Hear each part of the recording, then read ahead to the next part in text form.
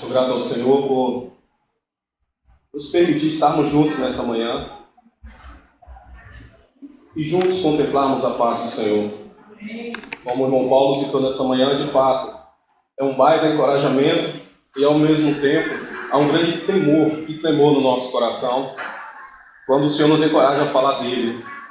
Porque nós recebemos um encargo que a responsabilidade do vaso ela deve se colocar na posição para que aquele que é o oleiro, ele faça a sua vontade. E esse é um encorajamento para nós, irmãos. É interessante que o Senhor trouxe algo ao meu coração há alguns anos, e o Senhor vem fortalecendo isso nesse último ano.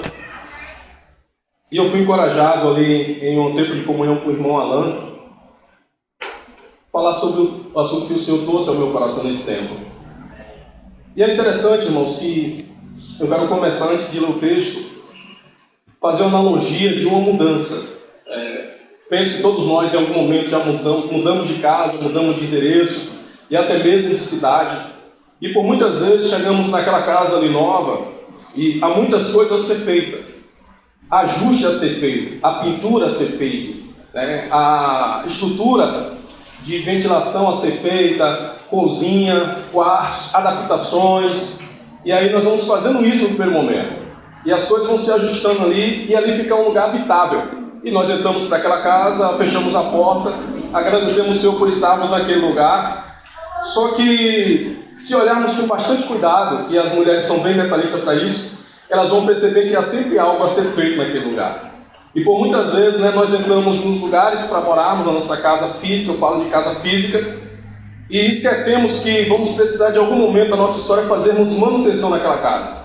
A pintura às vezes não está boa, às vezes tem algum vazamento no telhado, às vezes há algum tipo de infiltração, há falha na parte elétrica, e precisamos fazer esse ajuste. E muitas dessas coisas acontecem, e eu trago agora para a nossa realidade em Deus, quando nos rendemos ao Senhor, há um encorajamento da parte do Senhor. E de fato, para muitos de nós aqui, o processo de transformação, de santificação, ele acontece um pouco mais rápido que para outros irmãos. Então tem irmãos que eles conseguem avançar muito no Senhor, mesmo sendo bem novo na fé. Mas há muitos de nós, irmãos, que me parece que há coisas em nossas vidas que de tempo em tempo o Senhor tem que jogar luz para que isso seja tratado. E aí nós vamos avançando com o Senhor e com aquele sentimento de que é necessário se fazer uma reforma, de que é necessário se fazer um ajuste. E aí, nessa mesa pela manhã que o Senhor propôs, nós encontramos isso no conselho do apóstolo Paulo aos irmãos em Coríntios, Examine-se o homem a si mesmo. De tempo em tempo, penso que esse seja um encorajamento do Senhor para a nossa história. De tempo em tempo, eu acho que deveríamos avaliar nossa comunhão com o Senhor, aonde estamos pisando, onde estamos tocando, onde estamos olhando. E se de fato o Senhor não deseja que façamos ali algum tipo de ajuste na nossa caminhada. Volta e meia, irmãos. Nos pegamos precisando de ajuste da parte do Senhor, e muitos ajustes. Lembrando que o encorajamento do Senhor ali a João, na ilha de Patmos, as 7 igrejas da Ásia, diz o seguinte: aos vencedores, aquele que permanecer, aquele que atravessar a linha de chegada. E eu me lembro de uma experiência, isso antes de fazer a exposição da palavra, só para situar os irmãos naquilo que o Senhor propôs no meu coração. Um amigo nosso, ele participou da maratona de São Silvestre, lá em São Paulo. E eu me lembro que ele buscou patrocínio ali de algumas pessoas daquela cidade, inclusive a nossa. Isso tem muitos anos. E aí quando ele voltou da São Silvestre, ele trouxe uma medalha. E ali ele bem empolgado com aquela medalha, mostrando para todo mundo, Naquela época eu olhei para ele e falei: você chegou em que colocação lá? Porque você ganhou uma medalha. E ele falou: meu irmão, na verdade eu cheguei lá depois dos 1000. Ou seja, mais de 20 mil pessoas correndo, eu cheguei depois do 1000. Eu falei: poxa, que bacana. Ele falou: mas o que mais impressionou na fala daquele jovem foi o seguinte: todos aqueles que atravessam a linha de chegada, eles recebem uma medalha de participação, uma medalha participativa. Ou seja, pelo fato de você ter concluído o trajeto, mesmo andando devagar, correndo, chegando em terceiro, em quarto, em quinto lugar, você recebe uma medalha de participação. E aí o Senhor me fez lembrar disso nesse tempo. Na minha e na sua chegada no reino, quando o Senhor nos levar e nos tomar para Ele, o que vai contar não é os que chegaram primeiro, nem os que chegaram segundo, nem os que chegaram em terceiro lugar.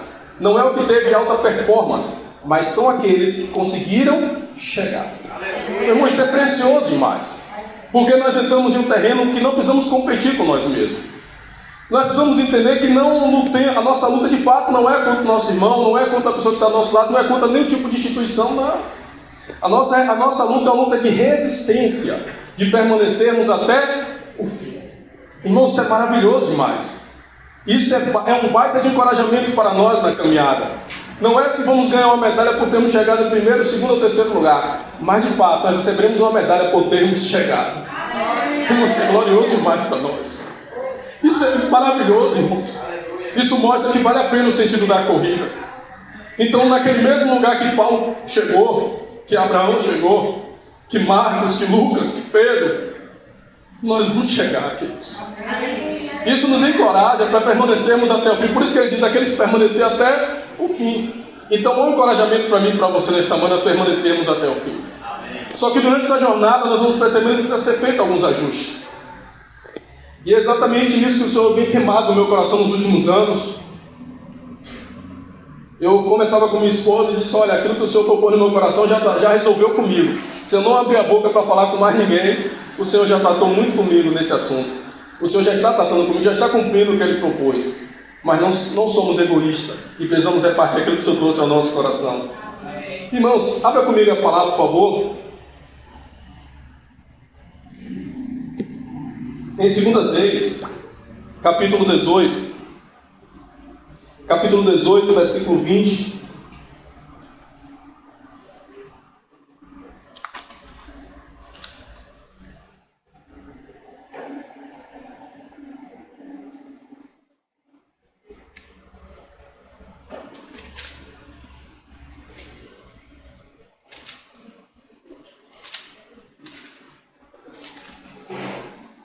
Segundas Reis, perdão, irmão, Segundas Reis 20.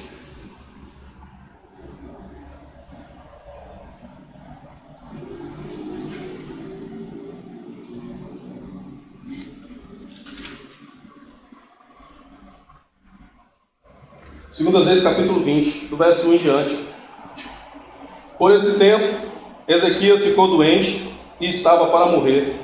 O profeta Isaías, filho de Amós, foi visitá-lo e transmitiu-lhe a seguinte mensagem: assim diz o Senhor, põe a sua casa em ordem, pois você vai morrer. Você não se recuperará dessa doença. Na minha tradução NVT.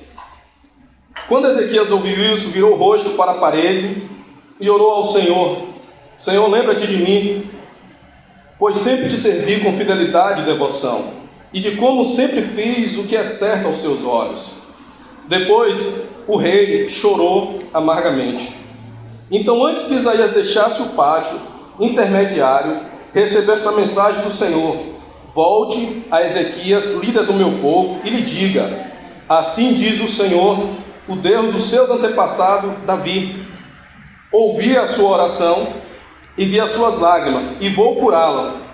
E daqui a 3 dias você sairá da cama e irá no templo do Senhor. Só até aqui, queridos. Vamos ter mais uma palavra de oração. Senhor, nos reunimos aqui em Teu nome, Senhor. Amém. Somos gratos ao Senhor, porque é o Senhor que faz todas as coisas. De fato, não teremos condições nenhuma de estarmos aqui, Senhor. Mas o Senhor é misericordioso para conosco, e a sua graça nos alcançou, Senhor. Não há mérito nenhum em nós mesmos, mérito nenhum naquilo que falamos ou que fazemos. A glória é totalmente Tua, Senhor. O Senhor faz isso para que o Seu nome seja glorificado. Fala ao coração do Teu povo nessa manhã.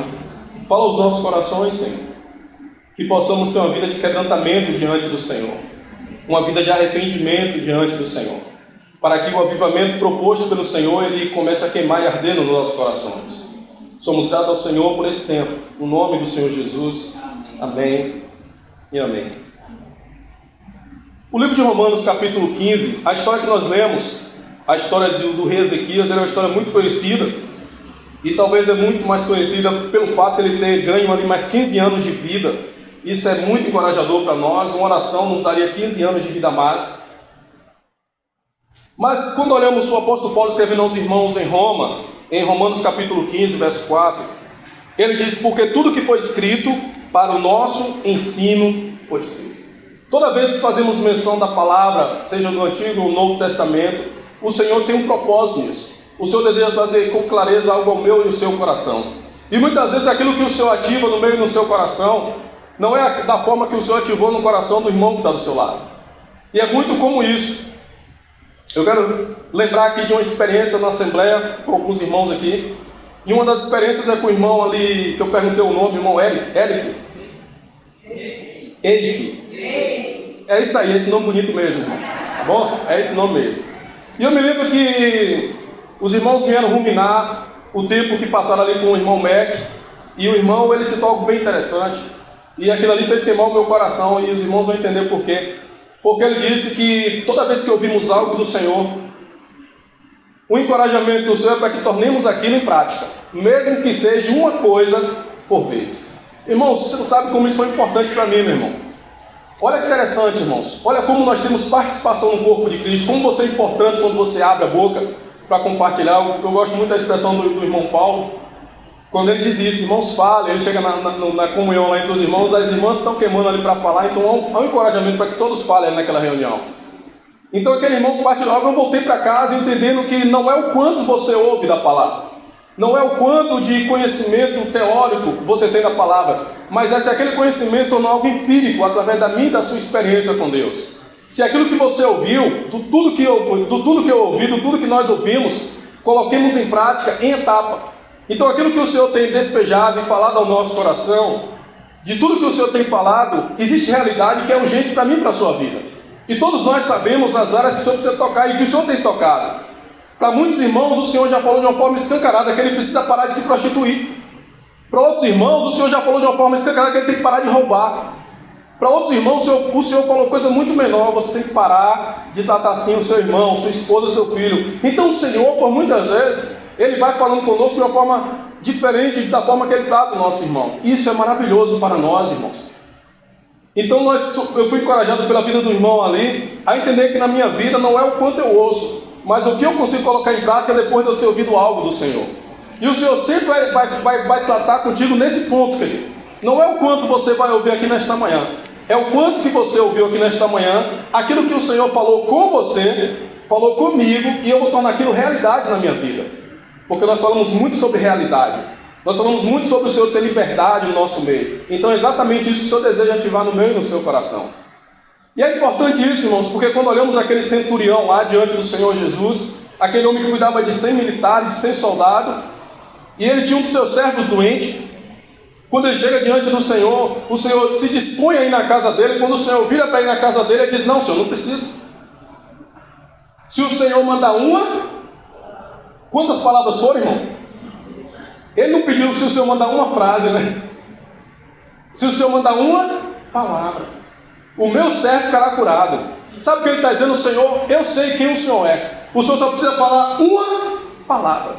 Irmãos, imagine esse nível de realidade na minha e da sua história. Eu e você não precisamos de muita coisa, só precisamos de uma palavra. E aquele homem entendeu que aquela palavra era suficiente para curar o seu servo que estava doente. Não são muitas palavras, mas apenas uma palavra.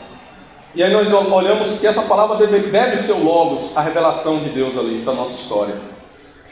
E quando olhamos esse contexto, penso que talvez não consiga falar tudo aquilo que o Senhor propõe no meu coração hoje, mas nós vamos fazer uma parte daquilo. Se o Senhor nos der outro tempo, nós avançaremos. Mas quando olhamos a história desse rei, irmãos, esse rei Ezequias, nós percebemos ali no seu perfil de liderança. Ele começou o seu reinado com 25 anos e ele fechou o seu ciclo com 54 anos. Ele começa com 25, ele termina o seu ciclo, ele morre com 54 anos. Então nós temos ali uma janela de serviço ao rei de 25 anos. Ele reinou durante aproximadamente 25 anos. Depois os irmãos que conhecem um pouco mais dessa história podem atentar para isso, mas é um rei que ele governou durante pouco tempo. Ele foi um rei muito novo, mas ele foi um dos reis mais notáveis na história de Israel.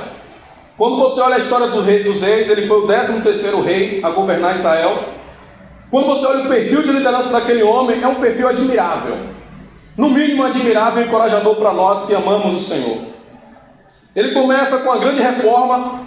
O reino de Judá havia sido destruído pela idolatria. O seu rei antecessor havia feito um péssimo serviço ao reino. e ele agora assume o reino e ele propõe uma grande reforma, chamada reforma de Ezequias. E ele agora ele traz restauração para o templo, os ídolos são colocados de fora, ele traz consagração, ele traz de novo a celebração da Páscoa que havia sido interrompida. A Páscoa não será celebrada mais. A nação de Israel havia esquecido a importância da Páscoa, e aquele homem faz uma grande reforma. Mas naquele ápice de mudança, de transformação, de encorajamento, de serviço, ele se encontra enfermo. E ali na sua enfermidade ele recebe a visita, nada mais nada menos do que Isaías. E quem conhece a história de Isaías, nós que conhecemos a história de Isaías, nós vamos perceber que Isaías é um profeta messiânico. Toda a abordagem do livro de Isaías, ele trata um pouco da redenção, ele fala da redenção, ele fala da obra de Cristo. E quando chegamos em Isaías 53, isso fica muito claro para nós. Então Isaías vai visitar esse profeta, ele foi contemporâneo de Isaías, e Isaías entrega uma mensagem para ele. Não sei se era a mensagem que ele esperava ouvir, não sei se é a mensagem que eu e você esperamos ouvir quando estamos enfermos, mas foi exatamente essa mensagem: coloque em ordem a sua casa, porque você vai morrer. Pense num dia de domingo como esse, você na sua casa com a enfermidade, e Deus usa um profeta, um irmão precioso do Senhor, para fazer essa advertência ao seu coração: olha, coloca a casa em ordem, organize a sua vida, porque você vai morrer. Imagine se nós nesse domingo, meu irmão, recebêssemos esse nível de visita. Penso que seria um impacto gigantesco na minha e na sua história, sim ou não, irmãos? Sim ou não? Mas é interessante, irmãos, que foi exatamente o que aconteceu com o rei Ezequias. Deixa eu te contar uma notícia boa. Essa é boa, viu? Eu e você, nós recebemos essa sentença já. Nós sabemos até o dia que vamos morrer, irmãos, porque Moisés diz isso.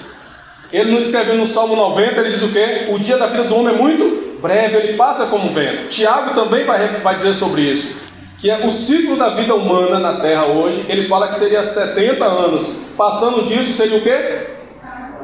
O quê, irmãos? Se eu e você nós sabemos que nós temos um prazo de validade aqui na terra, se eu e você nós sabemos que vai chegar o meu e o seu dia, que nós temos uma senha, que muitos dos irmãos que estavam conosco hoje já dormem no Senhor, que muitos parentes que caminhavam com você já não estão mais com você, já dormem no Senhor, e é questão de tempo para você e eu fazermos a mesma coisa. É questão de tempo para um visitar o familiar do outro enlutado, porque nós sabemos que se o Senhor não voltar nessa geração agora, todos nós desceremos na sepultura. Todos que estão aqui nessa assembleia desceremos na sepultura, irmãos. Isso não é uma mensagem mórbida, não é uma mensagem de trazer medo e pavor e pânico ao seu coração, mas foi exatamente essa mensagem que eu trouxe ao meu coração. Por melhor vigor que você tenha, que eu tenha, nenhum de nós aqui, nenhum de nós, isso sem colocar nenhum tipo de exceção, nenhum de nós viveremos mais de 120 anos. Eu vou ser bem generoso aqui, né? Gostou? Bem generoso. Oi? Bem generoso. Bem generoso, né? Por quê? Porque a estimativa de vida do brasileiro, ela é 84 anos. Mas eu estou sendo aqui otimista, olhando para os irmãos lá na China que vivem um pouco mais.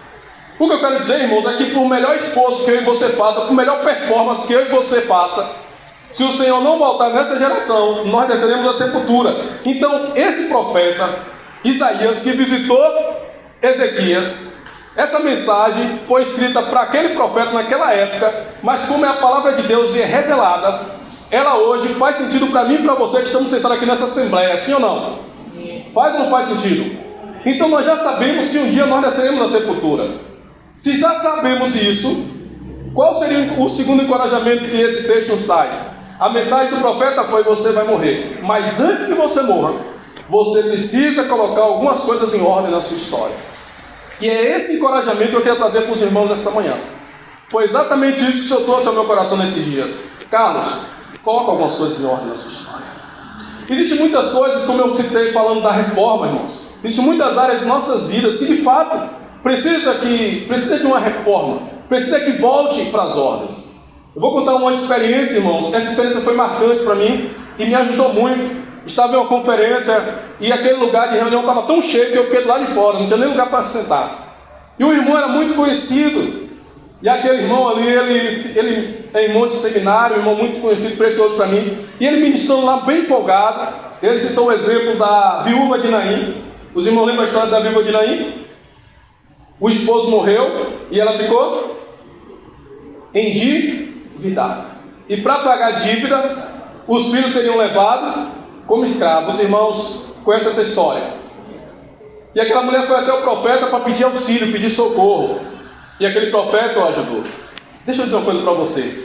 Aquele irmão ali, ministrando nesse domingo, era um domingo à noite, ele disse: tem irmãos aqui entre nós que não pode morrer. Eu falei: meu Deus, não pode morrer? Ele falou: não pode morrer. Porque esse irmão está tão endividado que se morrer a esposa vai estar em maus lençóis. E aí eu fiquei impressionado, fiquei pensando com aquilo. Eu falei: Senhor, será que sou eu? Porque na minha condição naquela época está bastante endividado. E eu falo isso como testemunho nessa manhã. E eu olhei e falei: Senhor, será que sou eu? E ele falou que talvez, ele citou esse exemplo brincando, falou: irmãos, talvez nem os 10 filhos que esse irmão tenha dará para pagar a conta da dívida.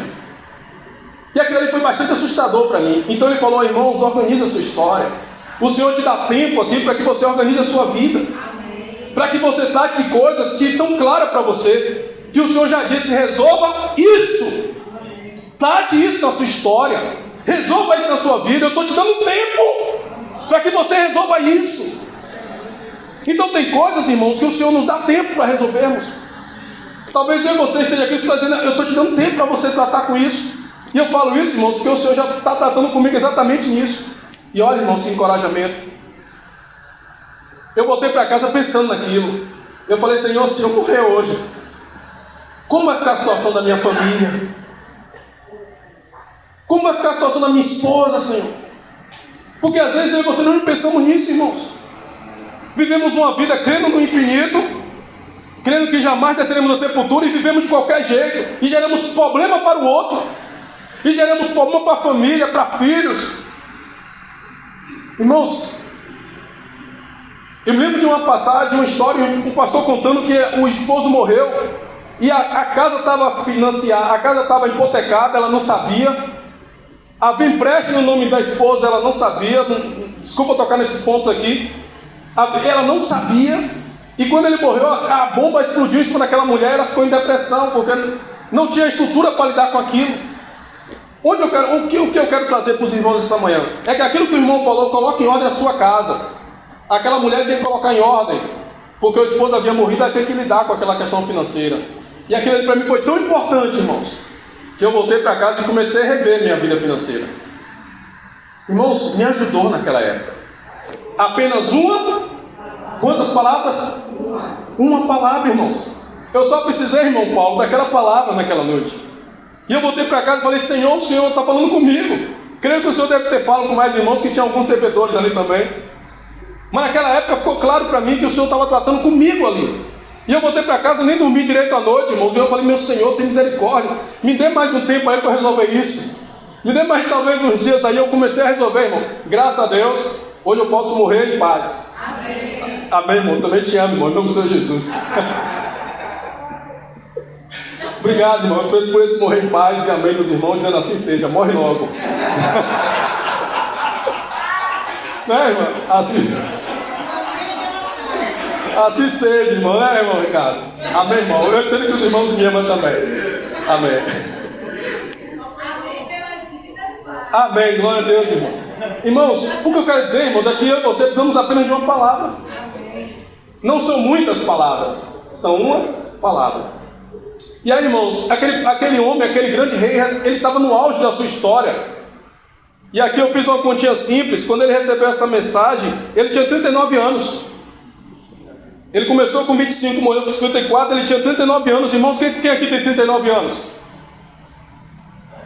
Acima de 39, todo mundo. Abaixo de 39. Pouquinho, né, rapaz? Nós estamos envelhecendo, né? Estamos envelhecendo, né? Graças a Deus. Irmãos, segunda-feira passada eu completei um ciclo de 40 anos. E eu falei com minha esposa: esses primeiros 40 anos eu fiquei ali no Egito, né? Fazendo menção de Moisés, brincando, né? Falei, os 40 anos eu fiquei aprendendo ali no Egito, fiquei ali no palácio entre faraó, mas chegou os outros 40 anos da minha vida. Aonde será que o Senhor vai me levar agora? Aí eu falei com ele: é claro que se for por a ordem bíblica, Moisés foi por deserto. Eu falei: Senhor, me guarda desse negócio aí. Deserto é uma bênção. O deserto é uma bênção que o irmão citou ali. Mas aí, irmãos, eu fiquei pensativo, confesso para os irmãos que eu fiquei pensativo. Quando fechou esses 40 anos, eu falei, o Senhor quer falar algo comigo nesse negócio aí. Mas, irmãos, hoje eu quero chegar aqui, eu começo a ser breve, penso que não vai dar para concluir tudo aquilo que o Senhor trouxe ao meu coração, falaremos em outro tempo, mas eu queria trazer pelo menos alguns pontos dessa visita de Isaías ao rei Ezequiel.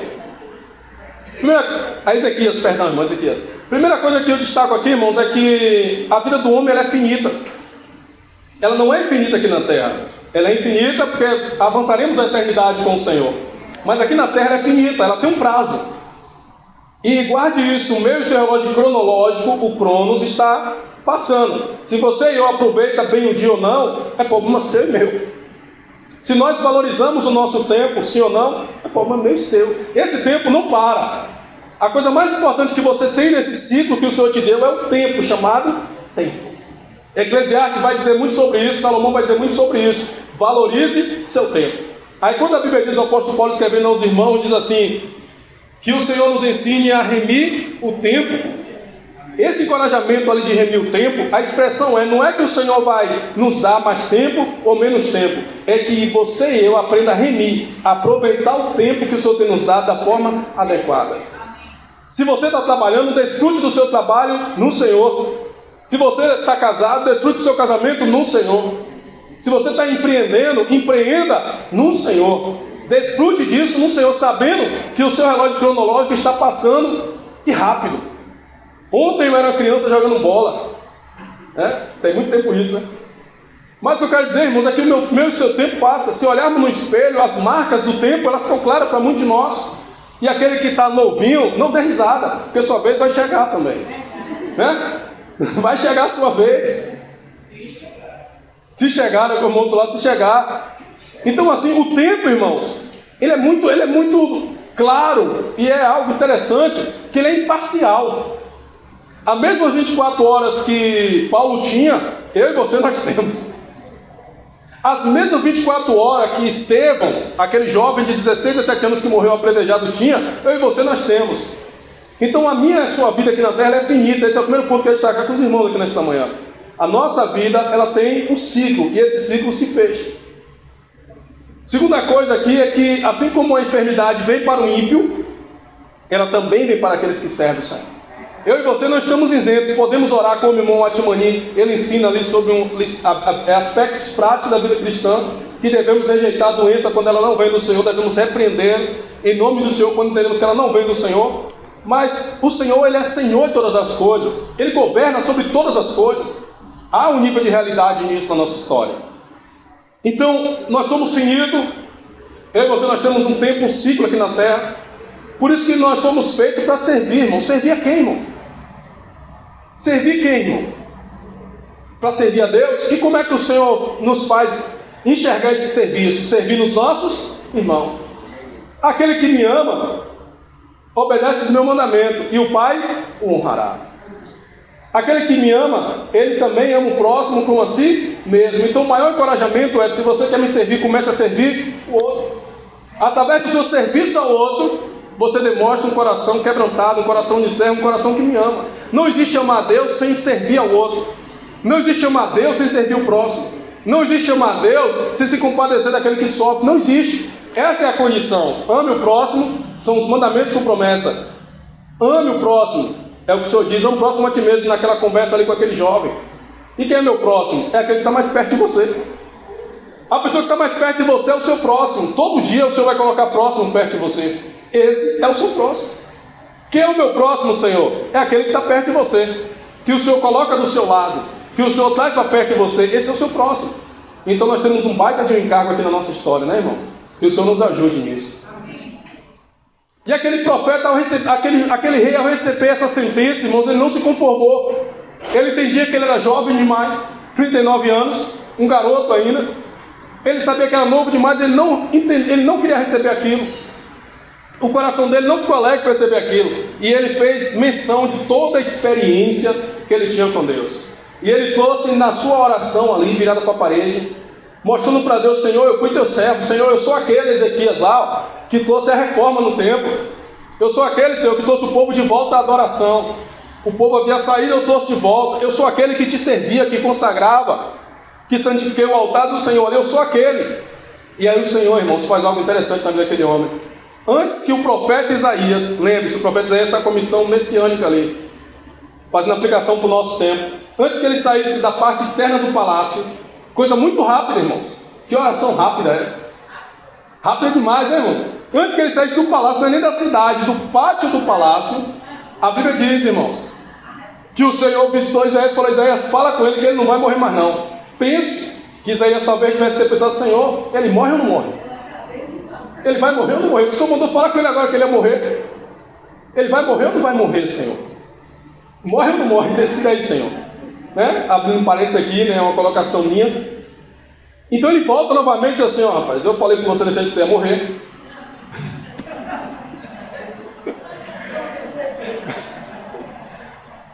Mas você orou, né? Deus ouviu sua oração. E você orou rápido, viu? Rapidinho, nem esperou esquentar, né? Você virou logo. Foi rápido, né, irmãos? É um micro-ondas ali, né? Foi rápido, botou, esquentou ali rapidinho. Você orou tão rápido que Deus já respondeu sua oração. E eu voltei para dizer que você vai viver mais 15 anos. Amém aí? É ele, não sou eu não, irmão, tá bom? Ele vai viver mais 15 anos. Que resposta maravilhosa é essa, sim ou não, irmãos? Agora aquele homem que ia morrer naquele dia, ou 2 dias, ou 3 dias depois, ia ter mais 15 anos. Deixa eu te fazer uma pergunta. Isaías fala isso, vira as costas e vai embora. Quando Isaías retorna para cá, para dar essa notícia que ele ia viver mais 15 anos, percebe que Isaías não toca em um ponto ali? Qual foi o ponto que Isaías não tocou? Na primeira mensagem ele disse: você vai morrer, mas primeiro tem que colocar. Na segunda vez que ele vai dizer você vai viver, ele fala o quê? Só fala que você vai viver. Será que ele precisava ou não colocar a casa em ordem? O que os irmãos acham? Claro que sim, irmãos. Mas ele teria agora quanto tempo? Quanto tempo? Agora abra sua Bíblia, por favor, você que está aí. Nós vamos olhar o segundo texto. Nós vamos abrir em 2 Crônicas 29.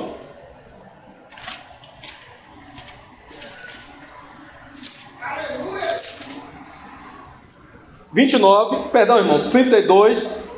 É porque a história dele eu li nos 3 livros, nos 4, 5 capítulos, e foi bastante desafiador para mim. 32, 24. 2 Crônicas 32, 24 em diante. Irmãos, preste, se você puder, por favor, anota isso, para depois olhar em casa com mais carinho. Eu sugiro que você faça, para que seja um encorajamento para você, como foi para mim, irmãos. Eu não consegui dormir à noite depois de ter ouvido isso aqui do Senhor. Olha o que diz o texto. Lembra que ele ia morrer e ele recebeu mais quanto? Olha o que diz o texto, irmãos. Por esse tempo, aqui é Crônicas falando, por esse tempo, Ezequias ficou doente e estava para morrer, narrando a história de Ezequias, a mesma história. Orou ao Senhor, que respondeu a sua oração e lhe deu um sinal miraculoso. Alguém pode ficar em pé e ler o 25 para mim, por favor? Mas não respondeu Ezequias que os benefícios que lhe foram feitos, porque o seu coração se exaltou. Por isso veio grande ira sobre ele e sobre Judá e Jerusalém. Segura aí. Ezequias, porém, não correspondeu ao benefício que lhe havia feito. Sabe o que está dizendo aqui, irmãos? Ele pediu o que ao Senhor? Pediu mais vida. E o Senhor deu quantos anos a ele? E no final da vida dele, o resumo da vida dele é: e esse homem que pediu mais vida ao Senhor, ele recebeu 15 anos e ele não correspondeu com os benefícios que o Senhor havia lhe dado. O Senhor lhe deu mais tempo e no final da sua história ele não havia colocado o quê? Qual foi a advertência do Senhor? Irmãos, isso me gera temor e tremor. Por que me gera temor e tremor, irmão? Porque a lógica seria: se o Senhor, eu estava na beira da morte, o Senhor me salvou, me disse que eu vou viver mais tempo, e Ele me deu uma palavra, lembre-se, uma palavra. Qual era a palavra? Organize as coisas. Coloque as coisas em ordem, porque você vai morrer. Ele ora, o Senhor lhe dá mais tempo. E no final da sua vida, o próprio Senhor diz assim: e esse homem que pediu para viver, ele não correspondeu. O que é corresponder? Quem é bom em português, me ajuda aí. Irmão Ricardo, me ajuda aí. O que significa não corresponder? É não atender às expectativas que foi proposto por alguém. Exatamente isso aqui. O que ele está dizendo? Esse irmão pediu mais vida ao Senhor e o Senhor deu. E ele não fez valer a pena, irmãos. Isso deve gerar muito temor no meio do seu coração. Será que no dia que estivermos com o Senhor, talvez essa poderia ser uma fala que vem ao meu e ao seu respeito. Você não correspondeu.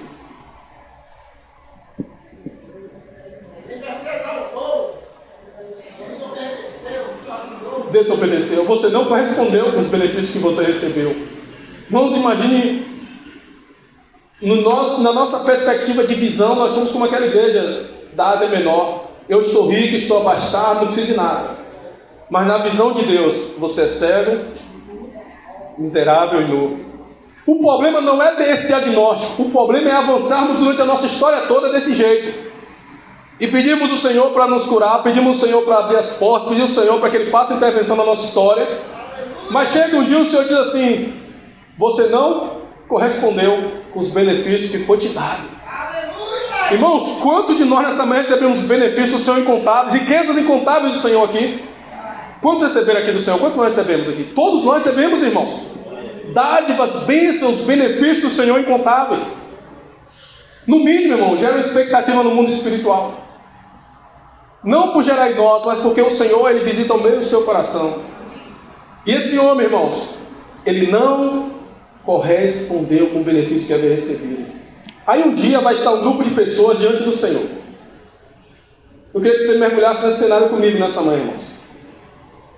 Eu ia acelerar, mas o irmão Paulo falou: irmãos, se não conseguir entregar tudo, guarda um pouquinho para entregar o tempo. Então, estou me concentrando aqui para ficar exatamente nisso, irmão Paulo.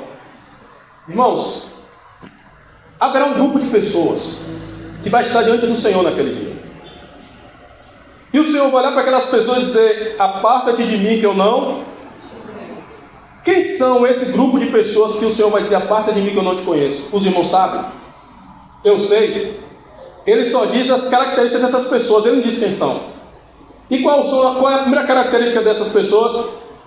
Tais que praticam iniquidade.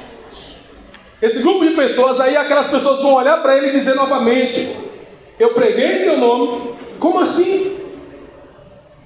Eu curei pessoas em teu nome. Como assim? Eu evangelizei em teu nome. Sim. O Senhor vai dizer: mesmo assim eu não te conheço. Você fez tudo isso, mas eu não te conheço. Então é possível você pregar, você cantar, você orar, você evangelizar sem o Senhor não te conhecer. É possível, irmão, estarmos vivendo uma vida que o Senhor não nos conhece.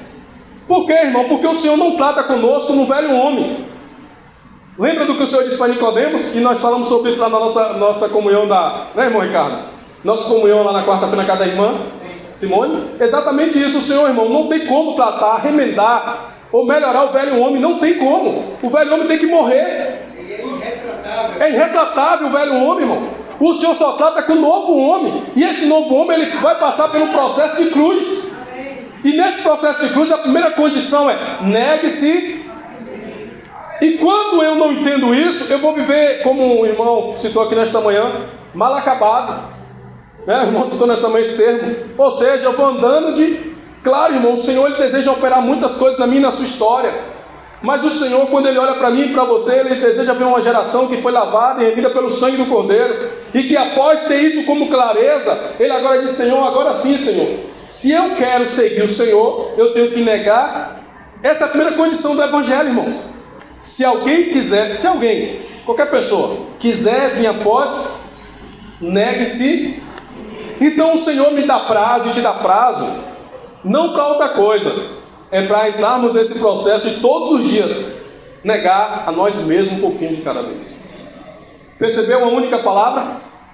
Como assim, irmãos? Eu vou negando um pouquinho hoje, um pouquinho amanhã, um pouquinho depois, e aí eu vou ser como aquele homem lá de Provérbios 4:18, porque a vereda do justo é como a luz da aurora, vai brilhando, brilhando, brilhando, até se tornar o dia perfeito.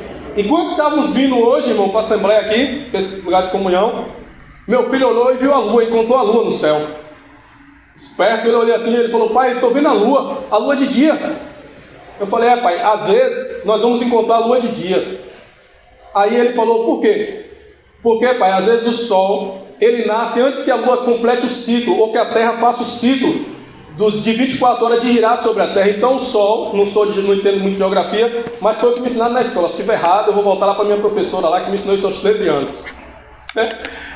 E é exatamente isso, que pelo fato de não ter completado o ciclo da terra, as 24 horas, 12 horas da terra, o ciclo da terra, então a lua ainda fica em uma ponta. Não sei se essa foi a explicação correta, mas pelo menos foi o que eu disse para ele.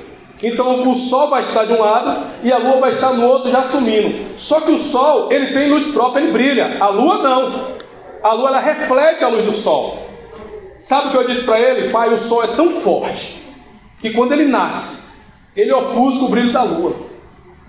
E aí ele falou: como assim, pai? Eu falei: exatamente isso. Jesus na Bíblia, ele é comparado como o sol da justiça. Ele é o único que tem luz própria, irmãos. Aleluia! Ele tem a luz própria, querido.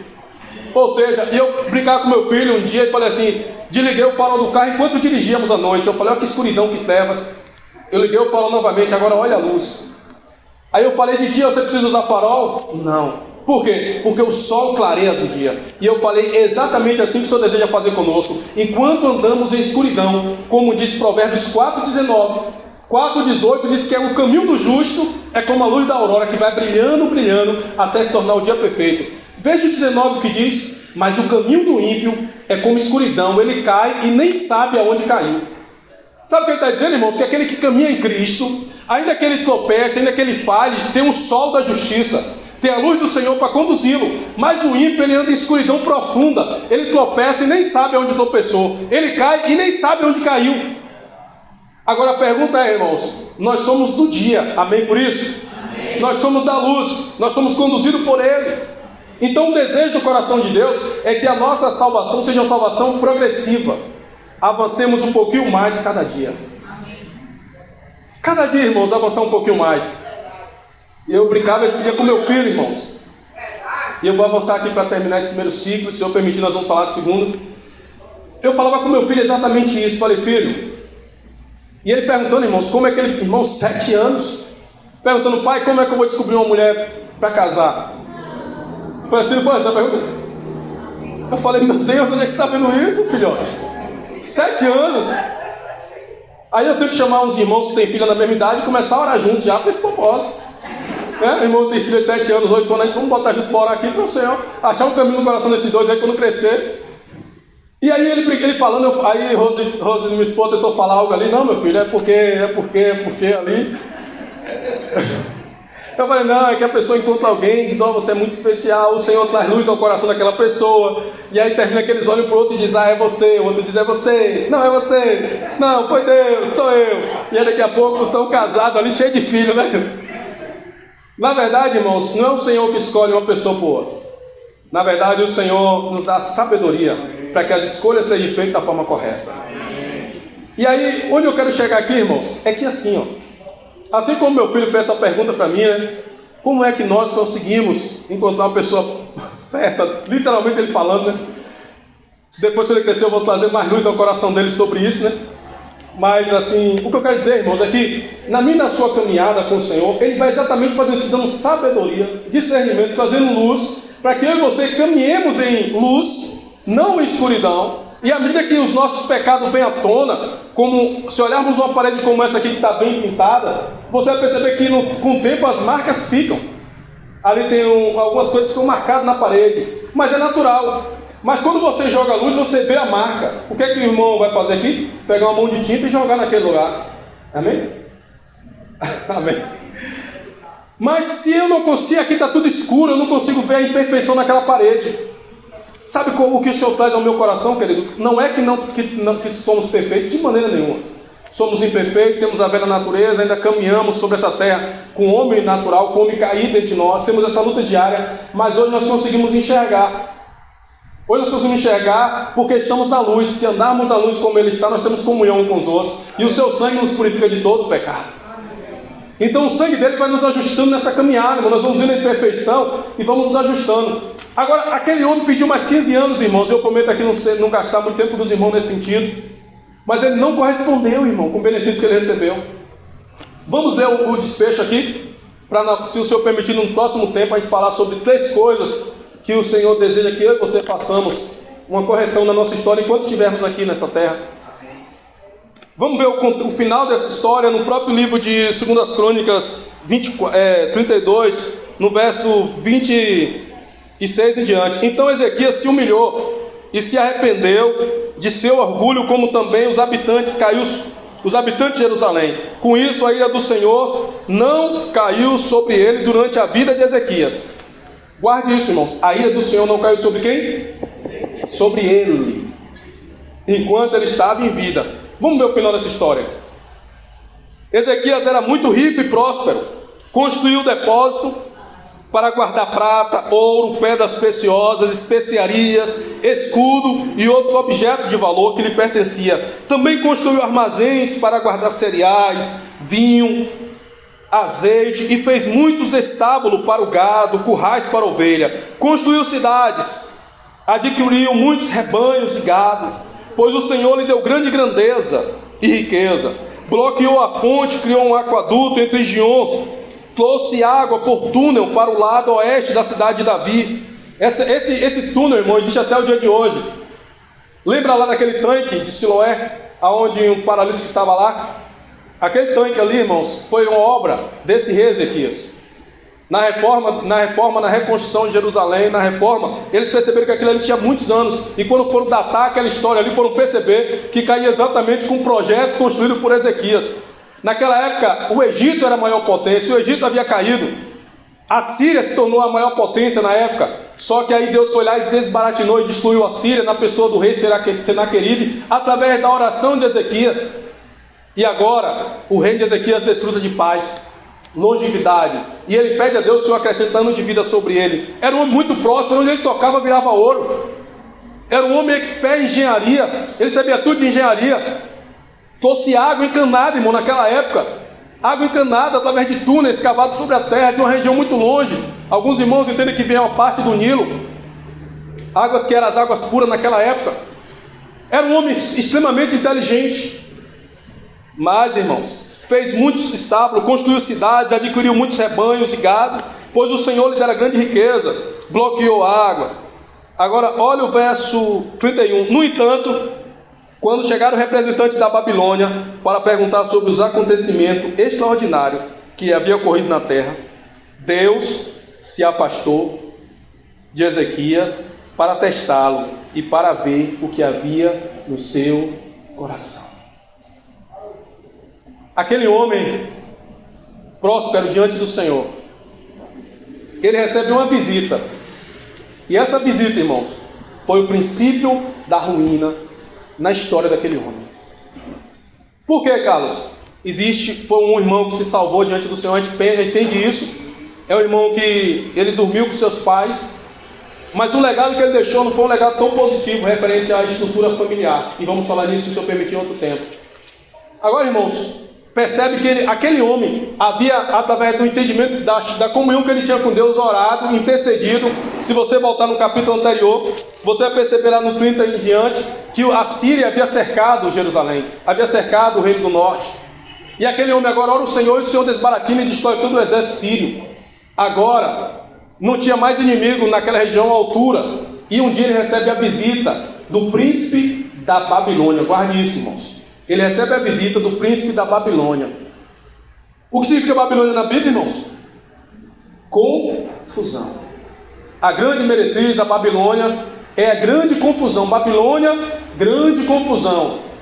Aquele homem recebe no seu palácio mensageiros da Babilônia. E ele não só faz isso, veja o que o texto vai dizer embaixo.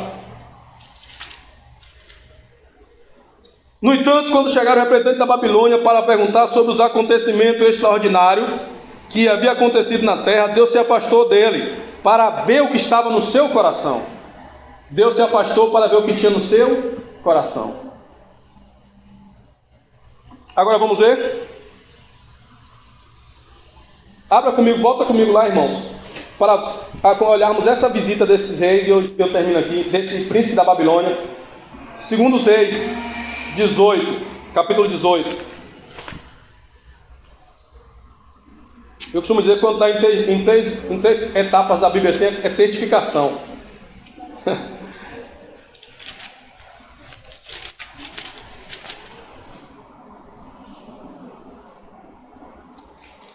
Pronto, perdão, irmãos, é no 20, 2 Reis 20. Diz assim: pouco tempo depois, Merodach Baladã, filho de Baladã, rei da Babilônia, enviou cartas e presentes a Ezequias, pois soube que ele tinha estado muito doente.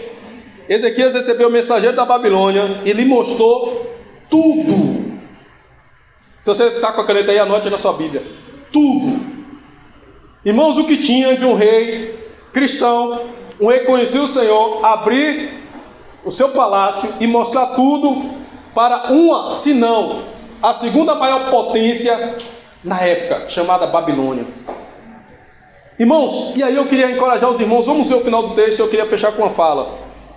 Enviou cartas, presentes a ele. Ezequias recebeu mensageiros e mostrou-lhe tudo: especiaria, tesouro, óleo. Também o levou para conhecer o seu arsenal e lhe mostrou tudo o que havia nos seus tesouros. Não houve nada em seu palácio, em seu reino, em que Ezequias não lhe mostrasse. Então o profeta Isaías, irmão, eu não sei os irmãos, mas o profeta volta novamente. Olha o profeta voltando de novo, irmãos. Meu Senhor Jesus. Lembre-se que toda vez que o profeta vinha era algo. Lembre que esse profeta é um profeta, por que messiânico? Porque ele aponta para Cristo. Então ele aparece 3 vezes aqui nesse texto, irmão, 3 vezes. Isso não está à toa nesse texto. O Senhor quer falar conosco, querido, muito nessa manhã. O profeta, então, Isaías, perguntou a Isaías: o que esses homens, quem são esses homens e de onde eles vieram? Isaías já sabia que era aquele homem de onde eles vieram, mas ele perguntou para testificar. Vai ser sempre assim: onde está o seu irmão? Acaso sou eu o guardador do meu irmão? Sim. O Senhor já sabia. O Senhor sempre vai perguntar para mim, para você algo. Ezequias respondeu: vieram da Babilônia, de uma terra distante.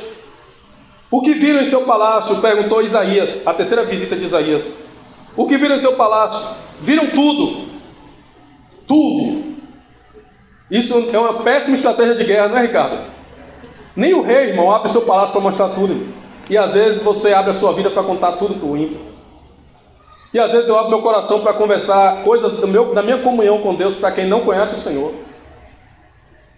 Às vezes eu dou acesso a área na minha vida que eu deveria dar acesso a irmãos, eu dou acesso a ímpios. Eu trago confusão para dentro da minha casa, porque Babilônia é confusão. Eu estou trazendo confusão para os meus filhos. Eu estou trazendo Babilônia. E como é que Babilônia é todo o sistema hoje, irmão? Babilônia é um sistema hoje que se move sobre a terra. Às vezes na nossa casa está cheio de Babilônia, irmãos, que o Senhor nos guarde disso. Às vezes a Babilônia tem instruído nossos filhos o que vestir, o que andar. Eu vi meu filho esse dia fazendo uma coisinha assim. Eu falei: como foi que você aprendeu isso? Ele no YouTube. Às vezes damos acesso para que o mundo eduque nossos filhos. A Babilônia entrou na casa daquele homem, irmão, através de mensageiro, e ele abriu tudo que ele tinha na sua casa. Lembre-se, irmãos, que o Senhor havia dado 15 anos àquele homem. Era para ele fazer jus àqueles 15 anos. O Senhor tem nos dado tempo, irmão, na minha e na sua história. Mas, irmãos, vamos ver o final dessa história.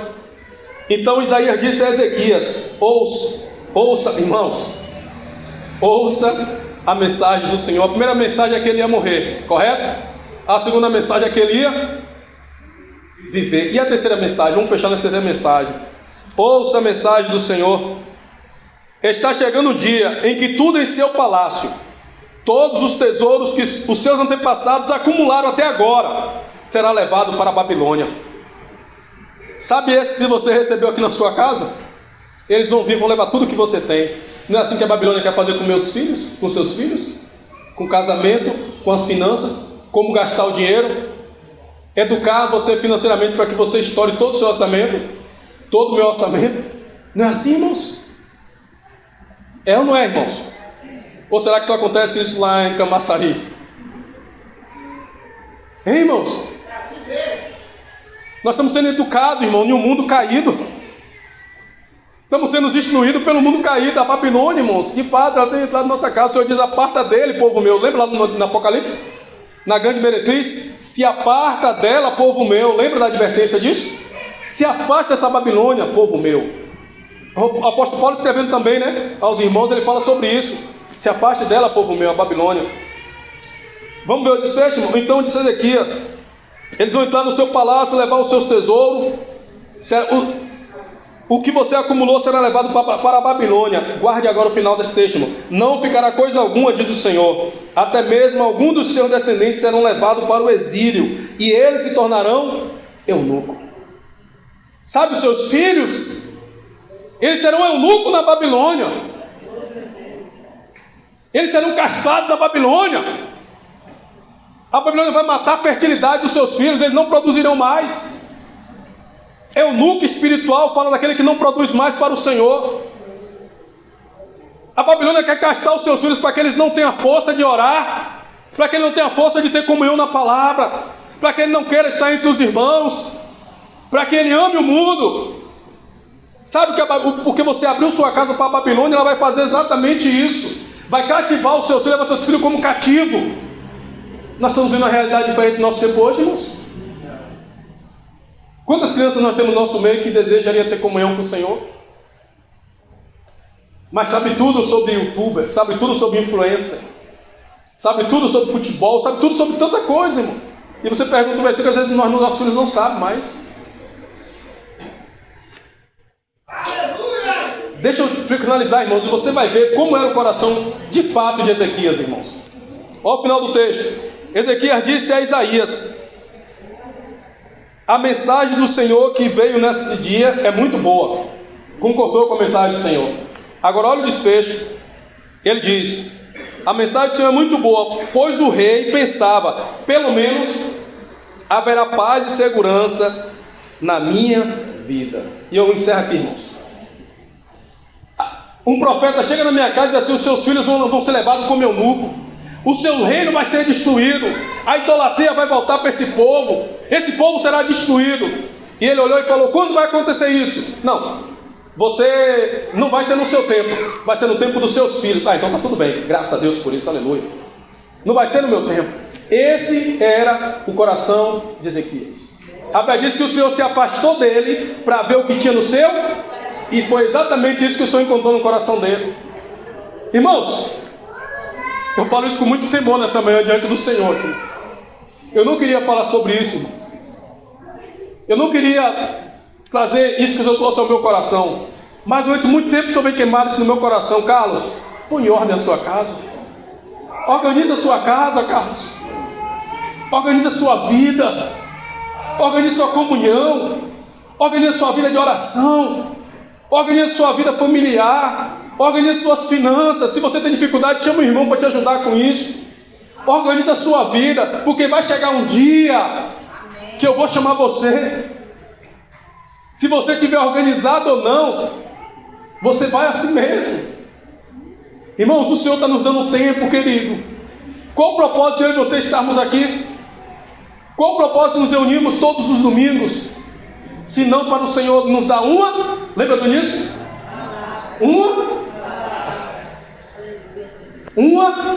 Eu não preciso de muita coisa, irmão, só preciso de uma palavra. Vamos ler o início do capítulo 12, perdão, irmãos, aqui, eu queria ler só o início desse texto, irmãos, para você entender onde nós vamos começar no próximo tema. Se o Senhor nos der mais um domingo, mais um tempo, nós vamos falar sobre isso. Os demais acontecimentos desse homem, desse reinado, a extensão do seu poder não é contado. Abra comigo 21, capítulo 21, e vamos ver 3 versículos, eu encerro aqui, irmãos. Olha o legado que esse homem deixou para o seu filho. No meu tempo, 2 Reis 21, no meu tempo não vai acontecer nada. Aleluia. Isso vai acontecer no tempo dos seus filhos. Você acha, irmãos, que o Senhor hoje nos trouxe aqui neste lugar para nos mostrar o quê? Senhor, eu estou muito bem com o Senhor, eu até dou uma orada de vez em quando. Eu até oferto lá entre os irmãos. Calma. Mas e seus filhos? Como estão seus filhos? O irmão Gerson Lima, ele compartilhou esse dia, falou algo muito interessante, irmãos. Ele falou: nós temos que ter cuidado para que não haja ruptura geracional. Eu nem sabia o que era isso. Mas ele falou sobre ruptura geracional. E o que é ruptura geracional? É quando uma geração vai e não deixa o legado para a próxima geração. É quando os pais se vão e não deixam o legado dos filhos, o legado para os filhos. Lembra do Senhor? Ensina ao teu filho, caminhando, andando. Ensinar sobre o que, Senhor? Ensina sobre o que eu fiz. Mostra para ele o que eu fiz, para que quando você se vá, ele lembre. Aí eu olho para a história da Bíblia e conto, irmãos, o Senhor visitando Jacó. Jacó, tudo bem, eu sou o Deus de seu pai. Ah, sim. Eu sou o Deus de seu pai. Toda vez que o Senhor for visitar o seu filho, você que é crente, eu que sou crente, eu vou usar essa expressão aqui, desculpa a expressão aqui, o crentez, nós que servimos o Senhor não vai dizer assim: ô Carlos, ô Felipe, que é o meu filho, eu sou o Deus de Paulo. Não. Felipe,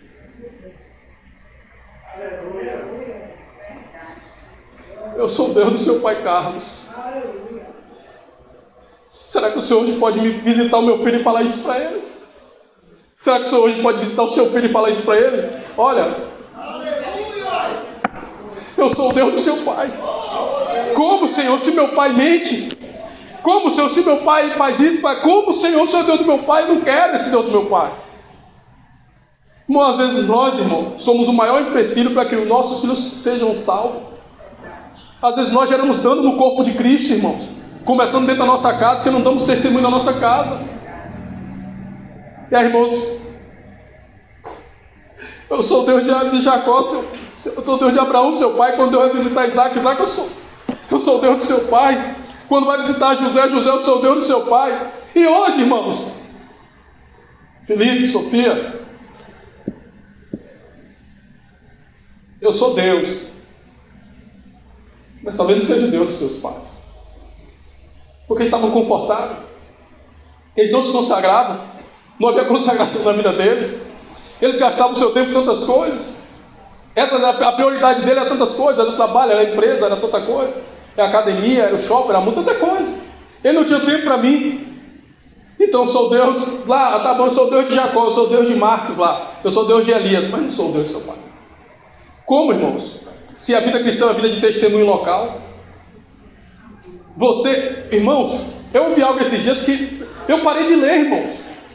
Eu fiquei tão envergonhado. Tem um livreto do irmão Atimani sobre aspectos práticos da vida cristã, se tornou um manual ali da minha fé. Ele falando sobre criação de filhos, ele falando que quando o pai tem filho, enquanto você não casa, se você arruinar a sua vida, vai ser sua vida só. Ele fala exatamente isso. Você vai gerar dano na sua vida. Quando você se casa, você vai gerar dano na sua vida e na vida da outra pessoa, mas o dano vai ser menos porque já são dois adultos. Mas quando você tem filho,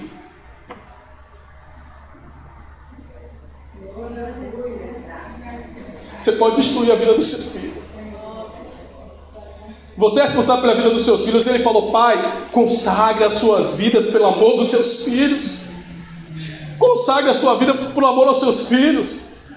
Irmãos, consagre a sua vida. Se você ama o seu filho, consagre a sua vida. Tem uma vida consagrada. Tem coisas que o outro vai poder fazer e você não. Tem coisas que o outro vai poder falar e você não. Tem coisas que o outro vai poder dizer dentro de casa, entre o círculo, e você não. Pai, consagre os seus filhos ao Senhor. Consagre a sua vida. O maior empecilho para um filho com a vida não consagrada é o pai com a vida não consagrada. Mas quando eu e você consagrarmos as nossas vidas, irmão, e eu falo aqui olhando para a minha própria história, haverá filhos e filhas, irmãos, que amem o Senhor. Porque essa coisa contagia, irmão. Quando ele olhar para mim, não vê que eu estou indo na minha casa falando mal de um irmão. Quando ele olhar para mim, vê um coração generoso que serve o outro. Quando ele olha para mim, irmãos, e vê alguém que não trata mal a mãe dele. Quando ele olha para mim e vê que eu não brigo com a minha esposa. Quando eu não estou todo dia falando de dinheiro, de negócio.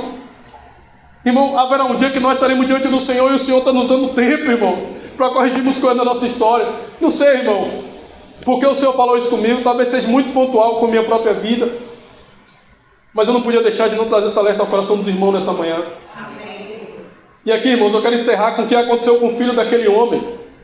E se o Senhor nos der mais um tempo, nós vamos falar sobre o segundo aspecto dessa história. Lembrando, irmãos, que hoje nós estamos no tempo da graça. E no tempo da graça eu brincava com o irmão na comunhão lá de quarta-feira. Nós falamos algo sobre leis, lembra? Sobre leis. e nós usamos Romanos 7 para falar sobre isso, sobre a lei do pecado e da morte, sobre a lei do espírito e vida. E nós falamos que o mundo é regido por lei.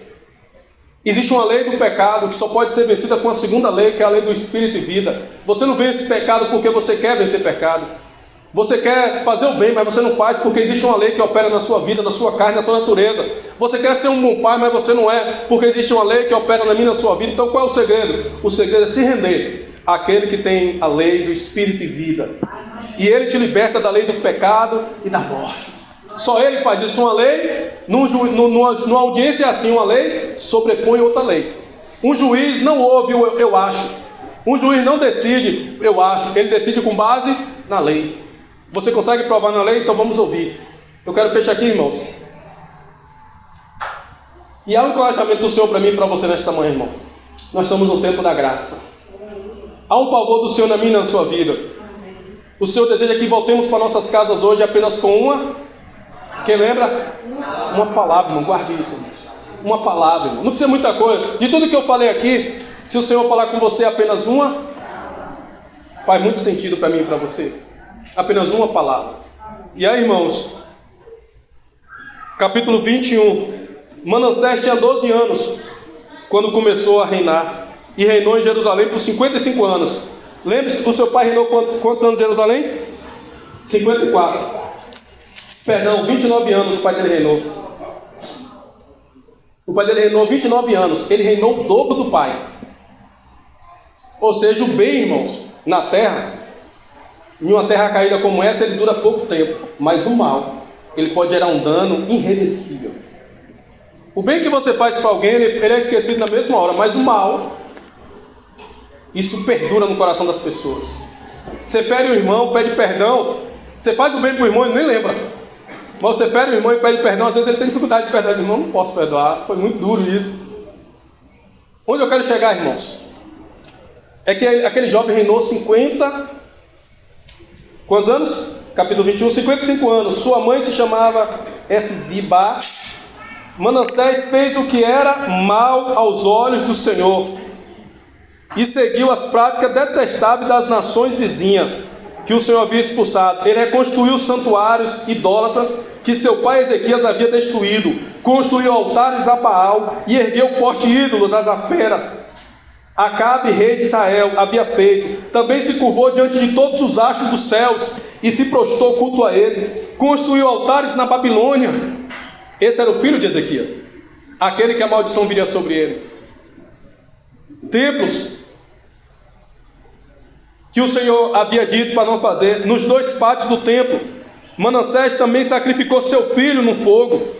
Praticou feitiçaria e adivinhação e consultou médios e praticante de ocultismo. Fez muitas coisas perversas aos olhos do Senhor. E como isso provocou a ira do Senhor. Quem é esse garoto, irmãos? Filho de quem? Filho de quem? O homem que Deus havia dado. Praticou em ordem o quê? Ele pôs em ordem a casa. A geração posterior sofreu o dano das escolhas que aquele homem havia feito. Irmãos, eu não queria trazer peso nem jogar pedra em ninguém nessa manhã, irmãos. Mas eu queria trazer um baita de encorajamento para você nesta manhã. Tudo que foi escrito para o nosso ensino foi escrito. Não é para a nossa condenação, glória a Deus por isso. Tudo que foi escrito para o nosso ensino foi escrito. Ensino o que, irmão? Ensino. O Senhor deve nos ensinar através da Escritura. Olha o dano que aquele homem causou à sua próxima geração. Eu quero encerrar aqui nesta manhã, querido. Mas eu queria encorajar a termos um tempo de oração aqui nesse dia. E por que eu quero encorajar, irmãos? Porque nós estamos no meio de uma guerra. Nós estamos no meio de uma guerra, irmãos. Essa guerra é pela nossa obediência. Eu e você, nós acordamos todo dia, nós temos que fazer escolhas. Quem vai governar sobre a minha vida nesse dia? Quem vai ser o meu ídolo nesse dia? Se o Senhor não for o centro da minha e da sua vida, nós vamos levantar diversos ídolos para mim e a sua vida. Um dia só que eu não me consagre ao Senhor, eu consagro Ele a ídolos.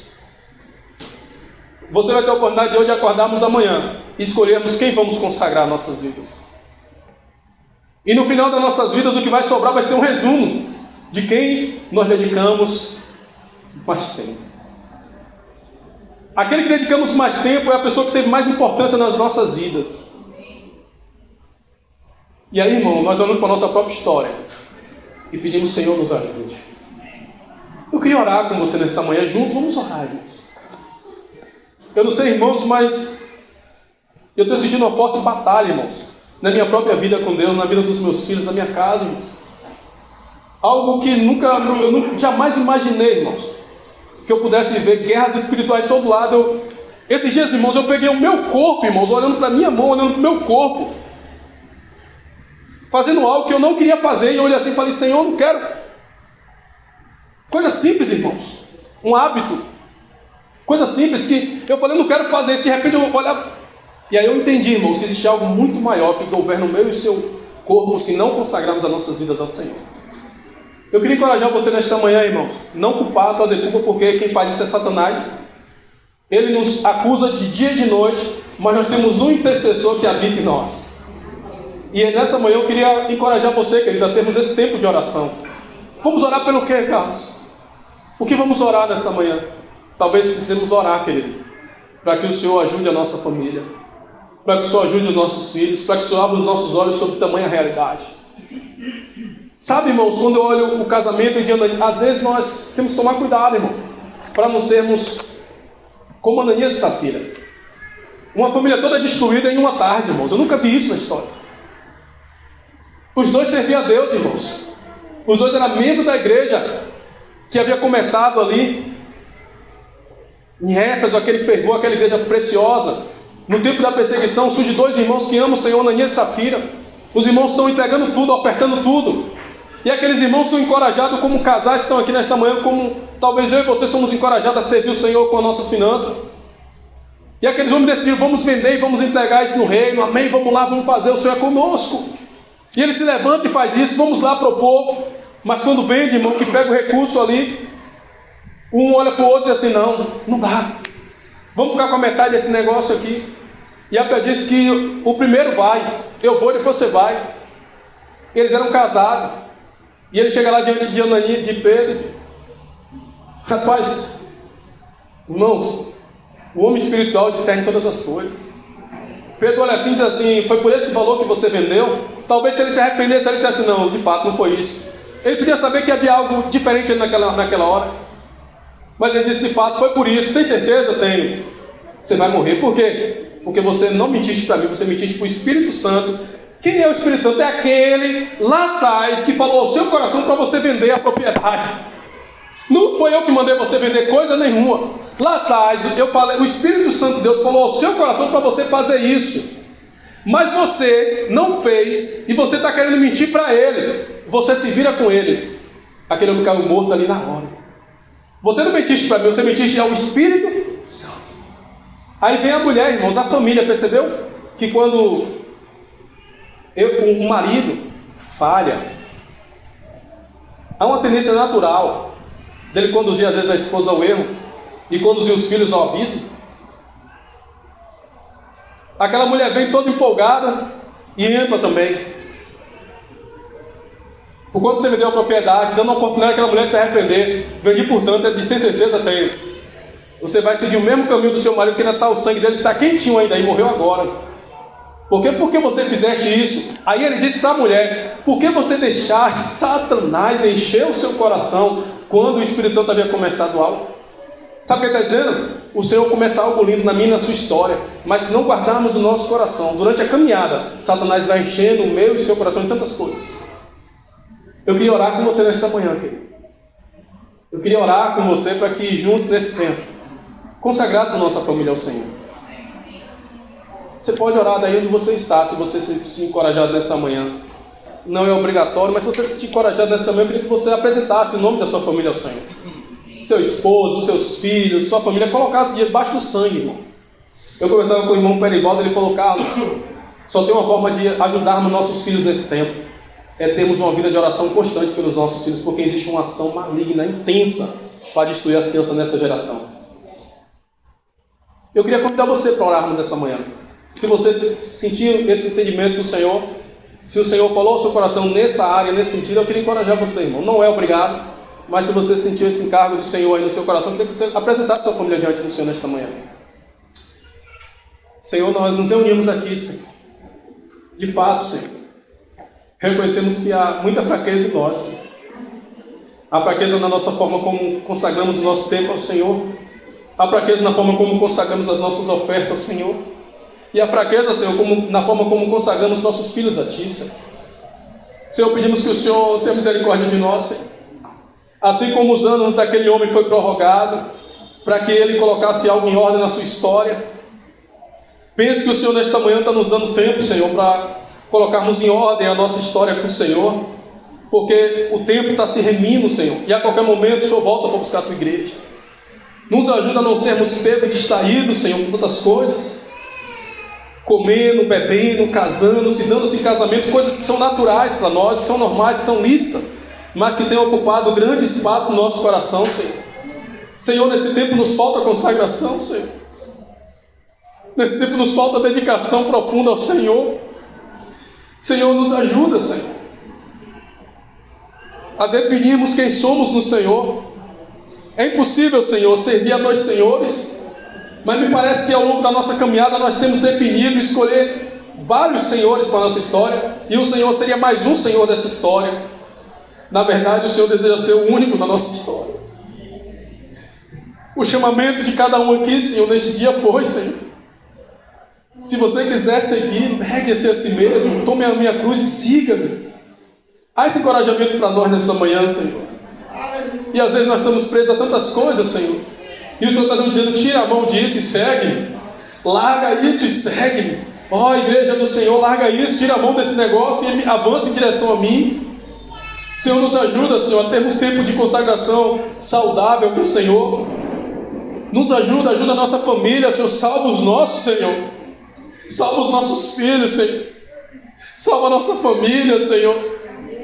Sabemos que há tanta fraqueza em nós, Senhor, mas o Senhor é misericordioso para conosco.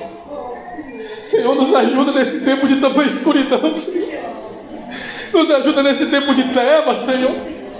Temos sentido as trevas sufocando, Senhor, a nossa família, a nossa casa, Senhor. A expressão de adoração ao Senhor tem faltado na nossa família, Senhor. Nós temos nos contentado com tão pouco, Senhor. Nós temos nos contentado com tão pouco, Senhor, quando poderíamos desfrutar de tudo que o Senhor é, de tudo que o Senhor tem. Abre os céus para nós nessa manhã, Senhor. Abre o céu para a nossa família nesse tempo, Senhor. Que possamos subir como Josué disse: não importa o que o mundo faça, não importa quem eles adorem, mas eu e a minha casa, nós serviremos ao Senhor. Senhor, nós queremos consagrar nossa casa ao Senhor. Queremos consagrar os nossos filhos ao Senhor. Se houve palavra de maldição, Senhor, nós repreendemos em Teu nome nesse dia. Senhor, pedimos que o Senhor guarde nossos filhos com Teu sangue, Senhor, nas escolas, nas faculdades, nos cursos, Senhor. Liberte nossos filhos de qualquer sistema mundano e maligno, Senhor. Qualquer influência maligna que o Senhor afaste nossos filhos, Senhor. Senhor, guarde os nossos, Senhor. Nos ajude a enxergar, a ter visão espiritual sobre a nossa família, Senhor. Como podemos, Senhor, querer edificar a família do outro, Senhor? Como podemos querer edificar a casa do Senhor se não conseguimos edificar a nossa casa? Pois aquele que não governa bem a sua casa não pode governar a casa de Deus. Como poderemos testemunhar do Senhor se não testemunhamos na nossa casa, Senhor? Nos ajuda a ter um testemunho adequado da nossa família, Senhor. Nos ajuda, Senhor, a testemunharmos diante dos nossos filhos, Senhor, nas pequenas coisas. Se temos mentido, Senhor, que o Senhor nos ajude a ser libertos da mentira. Se temos caluniado, que o Senhor nos liberte desse mal, Senhor. Que o Senhor passe o sangue nesta manhã sobre as nossas vidas, Senhor. Sim, Senhor, nos mergulhe, nos ensope no Teu precioso sangue, Senhor. Porque há sangue no propiciatório, Senhor. Há sangue para perdão dos pecados nesse dia. Senhor, muito obrigado, Senhor. Obrigado por esse tempo que o Senhor nos permitiu estarmos aqui, Senhor. Apenas uma palavra, Senhor. Apenas uma palavra, Senhor. Obrigado, Senhor. Senhor, nos passa um filme na nossa história, Senhor. Quantas palavras o Senhor já falou ao nosso coração. Mas apenas uma palavra nesse dia, Senhor. Não queremos mais do que isso, Senhor. Nos ajuda a colocar em prática, Senhor, aquilo que o Senhor falou conosco nesse tempo. Ajude a transformar nossa semana em uma semana de glória para o Senhor. Que o Senhor tenha lucro na nossa semana, Senhor. Que o Senhor ache em nós um coração quebrantado nessa semana, Senhor. Oh, Senhor, nós queremos nos colocar aos teus pés, Senhor. Somos gratos ao Senhor nesse tempo. Eu quero orar por cada irmão aqui nessa manhã, Senhor. Que o Senhor ajude os meus irmãos, Senhor. Ajude, Senhor. Há tanta fraqueza em nós, Senhor, mas graças a Deus que nesse tempo o Senhor nos está nos dando mais um dia, Senhor, para colocarmos coisas que estão fora de ordem na nossa casa, arrumarmos bagunça que precisa ser arrumada, Senhor, abrir o porão da nossa casa para o Senhor, aquele lugar que guardamos coisas secretas, Senhor, chegou o tempo de abrirmos para o Senhor nesse dia, Senhor. Às vezes abrimos a sala, Senhor, abrimos o quarto e convidamos o Senhor para ficar lá na sala, Senhor. Queremos convidar o Senhor para ter acesso um pouco mais no nosso coração nesta manhã. Como o Senhor tem pedido para nós, filho meu, dá-me o teu coração. O Senhor tem pedido o nosso coração nesse tempo, Senhor. Filho meu, dá-me o teu coração. Senhor, nos ajuda, Senhor. Senhor, que coisa gloriosa está aos teus pés, Senhor. Poderíamos ter morrido ontem, Senhor, e deixarmos muitas coisas fora do lugar. Mas o Senhor nos deu mais um dia, Senhor. Apenas uma palavra, Senhor. Muito obrigado, Senhor. Sou grato ao Senhor por esse tempo, Pai. Amém, Senhor.